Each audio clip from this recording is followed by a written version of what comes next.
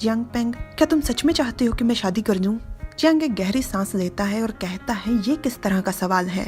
तुम कोई संतरी थोड़ी हो, तो स्वाभाविक सी बात है कि तुम्हें शादी करनी चाहिए। राजकुमार कहता है, जियांग पेंग, तुम्हें पता है ना कि जिन ने मुझे 2 दासियां दी हैं? जियांग राजकुमार के सर को सहलाते हुए प्यारा सा बच्चा बनकर कहता है, हाँ, और मैंने तो कुछ अफवाहें भी सुनी हैं, वो भी अजीब वाली। राजकुमार कहता है, मैंने उनके साथ कोशिश की पर कुछ हुआ नहीं। मैं उन्हें अपने साथ नहीं रख सकता। जियांग ये बात सुनकर पहले तो चौंक जाता है और फिर मुस्कुराकर कहता है, तुम मेरे साथ मजाक कर रहे हो ना? राजकुमार कहता है, मैंने आज तक कभी तुमसे कोई झूठ बोला है? जियांग थोड़ा परेशान होकर मन में कहता है, पर वो सब अफवाहें, चलो छोड़ो, ये सब बकवास है। राजकुमार भी प्यारा सा बच्चा बनकर कहता है, जियांग पेंग, क्या तुम्हें भी अब मुझ में कमी लगती है? क्या तुम भी अब मुझे कम समझोगे? जियांग कहता है, एक संतरी होने के नाते मैं ऐसा कुछ नहीं कर सकता। हाँ, अगर तुम उन्हें नहीं रख सकते तो कोई बात नहीं, कम से कम तुम्हारे पास मैं तो हूं ना। यही बात तो राजकुमार सुनना चाहता था। वो खुशी से चिल्लाकर कहता है, जियांग पेंग, सच में? क्या भविष्य में भी मैं तुम्हारे साथ सो सकता हूँ? जियांग शर्माते हुए चिल्लाकर कहता है, नहीं, बिल्कुल नहीं।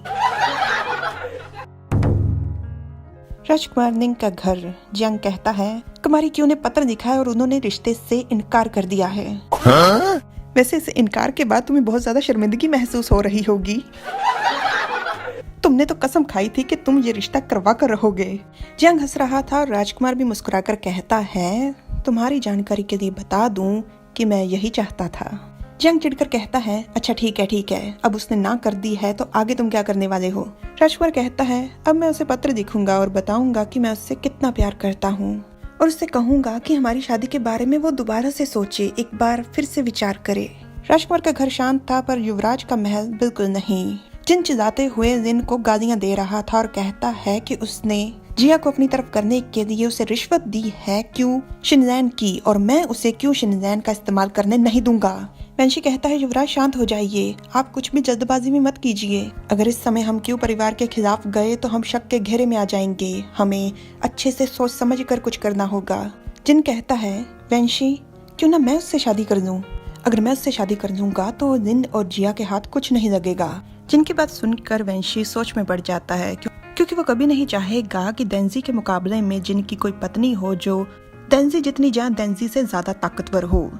विचार करने के बाद वेंशी कहता है, नहीं, ऐसा मत कीजिएगा, क्यों परिवार राजकुमार दिन का सहयोगी है। अगर आप उससे शादी कर लेंगे तो हो सकता है कि जीवन भर वो राजकुमार दिन के लिए आपकी जासूसी करे। और ऊपर से सबसे बड़ी बात, हम आपकी पत्नी के पिता सैन्य मंत्री को नाराज नहीं कर सकते। जिन कहता है, हाँ, मैं शादीशुदा हूँ, सैन्य मंत्री की बेटी मेरी पत्नी है, पर मैं युवराज हूँ, मैं एक से ज्यादा शादियाँ कर सकता हूँ। अचानक से जिन कहता है, छोड़ो इसे, मैं इस बारे में बाद में सोचूंगा, तुम अभी बस उस बदसूरत जिया और जिन पर नजर रखो। वेंशी जी कह चुपचाप वहां से चला जाता है। क्यों परिवार के घर में अफरा तफरी मची हुई है। दासियां चलाकर कहती हैं, मालिक, मालकिन, कुमारी क्यों, राजकुमार निंग जल्द ही घर आने वाले हैं। और जल्द ही वहां पर राजकुमार पहुंच जाता है। उसके स्वागत में खड़े हुए मंत्री क्यू को वो कहता है, श्रीमान क्यू, राजनीति को लेकर मेरे मन में बहुत सारे सवाल हैं, मुझे उम्मीद है कि आप मुझे ज्ञान देंगे। मंत्री क्यू एकदम से हैरान रह जाता है क्योंकि उसे लग रहा था कि राजकुमार यहाँ पर आकर शादी की बात करेगा। वो थोड़ा गर्व महसूस करते हुए हंसकर कहता है, ये तो मेरे लिए बहुत ही सम्मान की बात है, आइए राजकुमार, इस तरफ आइए। राजकुमार स्वागत के लिए धन्यवाद करता है और मंत्री अपनी दासियों से कहता है चाय लाने के लिए। राजकुमार मंत्री के पीछे पीछे जा रहा था, उसे अचानक से कुछ महसूस होता है तो वो देखता है वहाँ पर कोई छुप कर उसे देख रहा था। जाहिर सी बात है ये कुमारी क्यों ही होंगी। राजकुमार मुस्कुराता है और मंत्री के पीछे चल पड़ता है।